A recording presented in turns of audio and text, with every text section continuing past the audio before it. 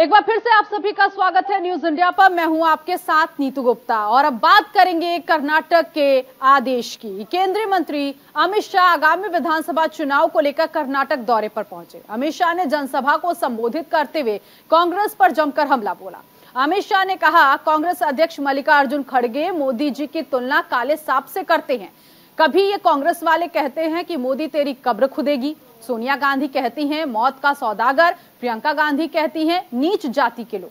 कांग्रेस वालों की मति मारी गई है। वो मोदी जी को जितनी गाली देंगे कमल उतने ही अच्छे से खिलेगा।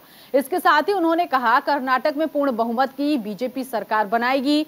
डबल इंजन की मोदी सरकार कर्नाटक को आगे बढ़ाएगी। अगर कांग्रेस आ गई तो कर्नाटक को फिर से रिवर्स गियर में डाल देगी। इसके अलावा गृह मंत्री ने अपने खिलाफ कांग्रेस की तरफ से दर्ज कराई गई शिकायत समेत एफआईआई, पीएफआई और कश्मीर को लेकर भी अपनी राय जनता को बताई। पार्टी ने किया है और मोदी जी दुनिया में जहां जहां जाते हैं दुनिया भर की जनता मोदी मोदी मोदी मोदी के नारे लगाकर मोदी जी का स्वागत करती है।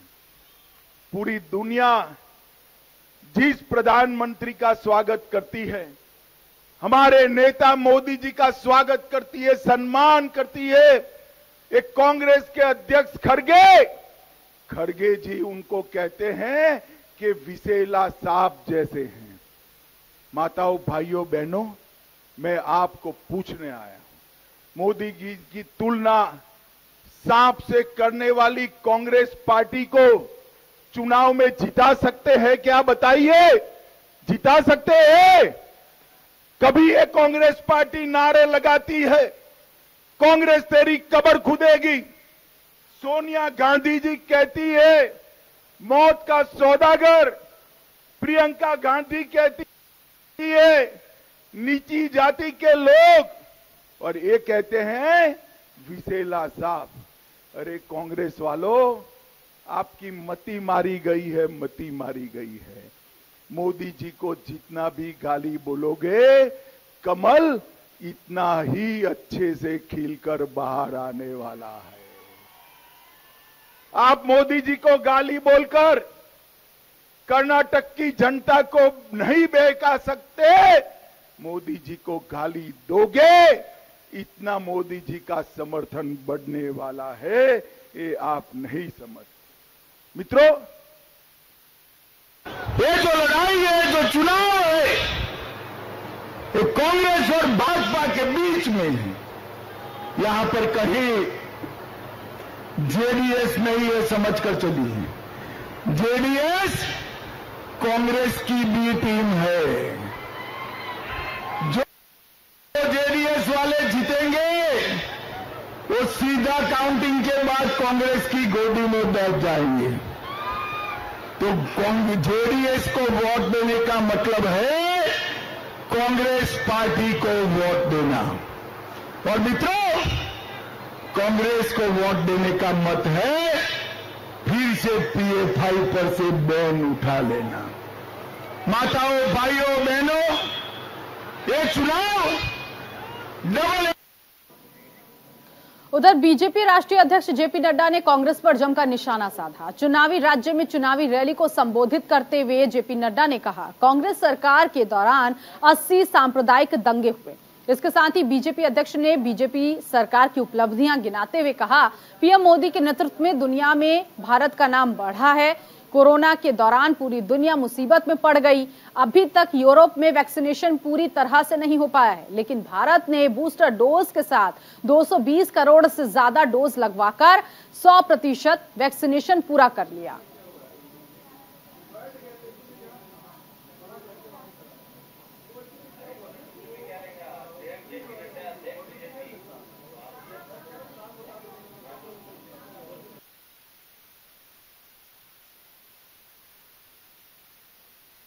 बताइए, हमारे एससी भाइयों को 2% का रिजर्वेशन एक्स्ट्रा मिला कि नहीं मिला? मिला कि नहीं मिला? आप बताइए, हमारे आदिवासी भाइयों को 4% का रिजर्वेशन एक्स्ट्रा मिला कि नहीं मिला? आप बताइए कि हमारे वोकालिंगा को 2% का रिजर्वेशन मिला कि नहीं मिला? आप बताइए लिंगायत के भाइयों को 2% का रिजर्वेशन मिला कि नहीं मिला?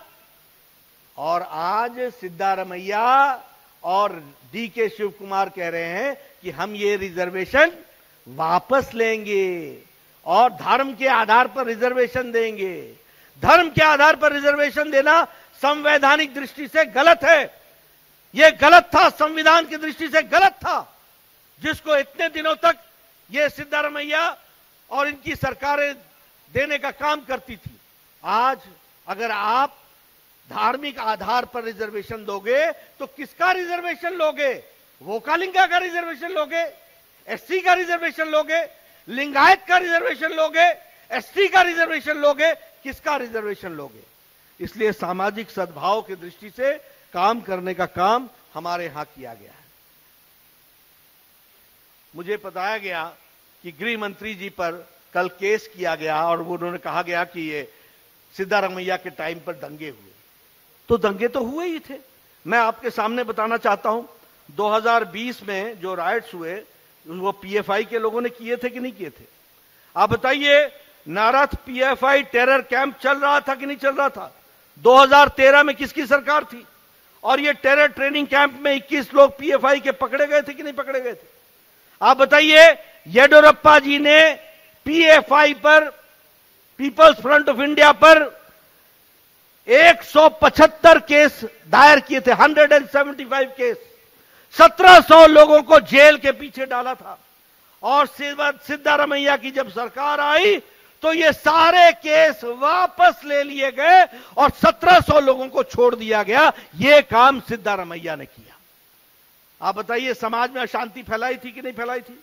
आप बताइए, होम मिनिस्टर उस समय रामलिंगा रेड्डी थे 2018 में, उन्होंने होम मिनिस्टर रहते हुए पीएफआई पर बैन लगाने से इनकार किया था कि नहीं किया था? उसी तरीके से हर्षा का मर्डर हुआ था कि नहीं था, जो बजरंग दल का कार्यकर्ता था? उसी तरीके से प्रवीण का पीएफआई के कार्यकर्ताओं ने मर्डर किया था कि नहीं किया था? मैं दावा करता हूं कि कांग्रेस की सरकार में 80 कम्युनल राइट्स हुए। Note my words, 80 communal riots हुए तो कांग्रेस के टाइम में हुए। यह आपको ध्यान में रखना चाहिए। उधर कर्नाटक चुनाव को लेकर बीजेपी, कांग्रेस, जेडीएस समेत तमाम सियासी दलों ने कमर कस ली है। शहमात के खेल में हर दल जी जान से जुटा हुआ है। इसी कड़ी में कांग्रेस नेता राहुल गांधी कर्नाटक के चुनावी दौरे पर निकले हैं, जहां राहुल गांधी ने चुनावी रैलियों को संबोधित किया और बीजेपी सरकार पर हमला बोला। राहुल गांधी ने पीएम मोदी के बयान पर भी पलटवार किया और ये कहा, मोदी जी आपने कहा था कि 4 गारंटी पूरी नहीं होंगी, मैं उसमें और जोड़ रहा हूं। राहुल गांधी ने कहा, हम पहले दिन सिर्फ 4 गारंटियां ही पूरी नहीं करेंगे बल्कि 5वीं गारंटी भी पूरी करेंगे।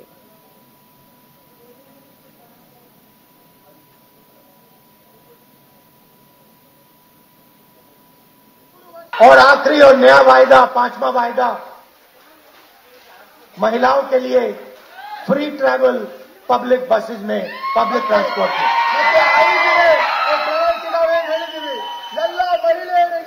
ಕರ್ನಾಟಕ ರಾಜ್ಯದಲ್ಲಿರ್ತಕ್ಕಂಥ ಎಲ್ಲ ಮಹಿಳೆಯರಿಗೆ ಗವರ್ಮೆಂಟ್ ಬಸ್ಸಸ್ ಅಲ್ಲಿ ಉಚಿತವಾಗಿ ಅವರು ಹೋಗಬಹುದು।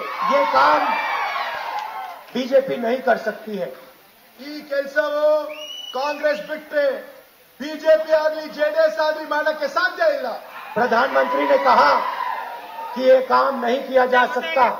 वो सही कह रहे हैं, बीजेपी के शासन में ये काम नहीं किया जा सकता है।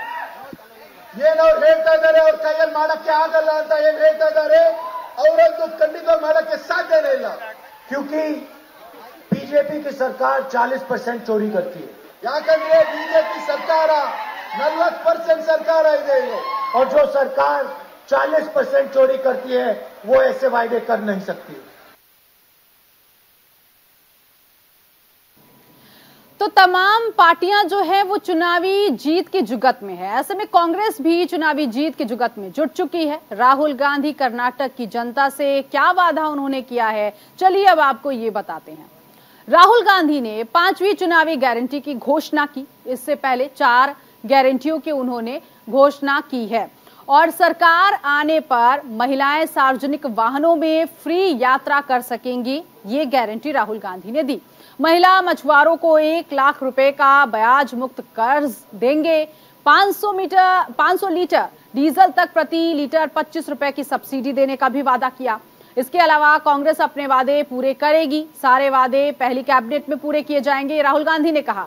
इसके अलावा उन्होंने कहा, हम 4 वादे नहीं बल्कि 5वें वादे भी पूरे करेंगे। हमने एक वादा महिलाओं के लिए जोड़ा है, राहुल गांधी ने कहा। जो वादे किए वो निभाए हैं, हम जो कहते हैं वो करते हैं। कांग्रेस झूठे वादे नहीं करती है। राहुल गांधी ने पीएम मोदी पर तंज कसा और कहा, हम पीएम मोदी की तरह झूठ नहीं बोलते। सच बोलने पर मुझे संसद से बाहर निकाल दिया गया।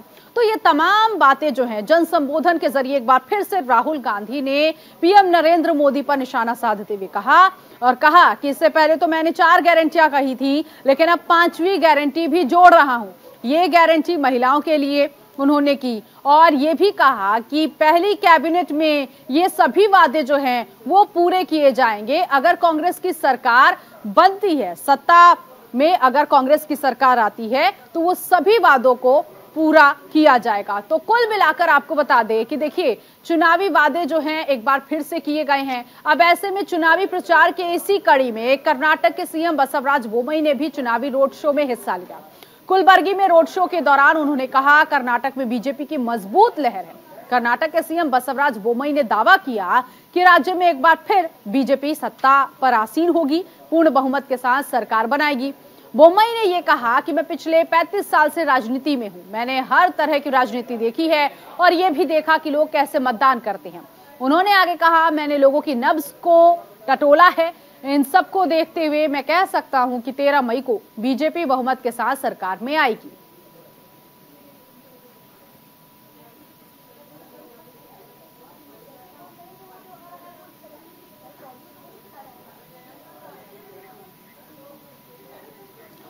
कर्नाटक में जैसे जैसे विधानसभा चुनाव नजदीक आ रहे हैं, आरोप प्रत्यारोप का हाई वोल्टेज ड्रामा देखने को मिल रहा है। कांग्रेस प्रमुख मल्लिकार्जुन खड़गे की मोदी सांप वाली टिप्पणी और उनके पलटने वाले बयान के बाद बीजेपी विधायक यतनाल ने कांग्रेस की पूर्व अध्यक्ष सोनिया गांधी को विष कन्या कहकर एक नया विवाद खड़ा कर दिया।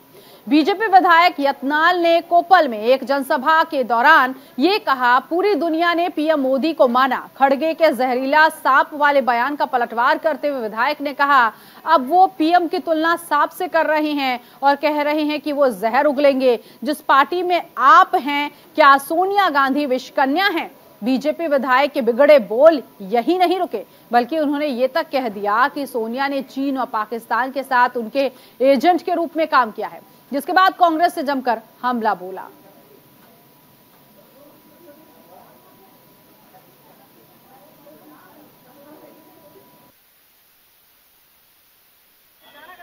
मैं उस पे कमेंट करने नहीं जाता हूं और जो आदमी बोला है इस कद का नहीं है जिससे मैं रिप्लाई दूं।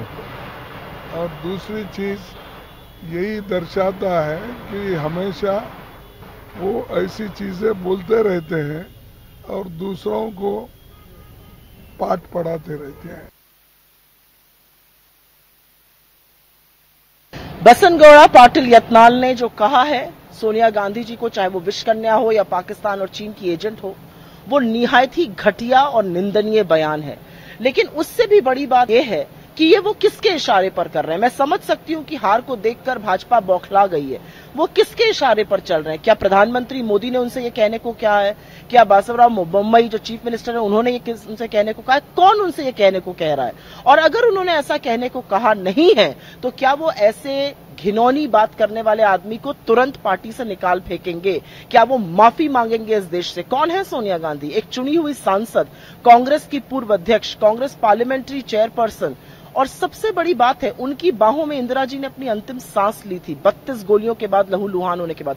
उनके पति ने इस देश के लिए शहादत दी है। खुद सोनिया जी ने प्रधानमंत्री का पद त्यागा है। ऐसी महिला को आप इस तरह के शब्द कह रहे हैं, इसका हिसाब तो कर्नाटक करेगा, पहले भी किया है। उधर बीजेपी के स्टार और कन्नड़ अभिनेता किच्चा सुदीप ने हुबली में धारवाड़ मध्य निर्वाचन क्षेत्र में रोड शो किया। रोड शो के दौरान लोगों की काफी भीड़ देखी गई। रोड शो के लिए भारी सुरक्षा बल तैनात किया गया था। अभिनेता ने रोड शो में शामिल लोगों से बातचीत की। इस दौरान उन्होंने जनता से बीजेपी के पक्ष में मतदान की अपील की। इससे पहले एक्टर किच्चा सुदीप ने चुनावी राज्य में मुख्यमंत्री बोम्मई को समर्थन में रोड शो किया था।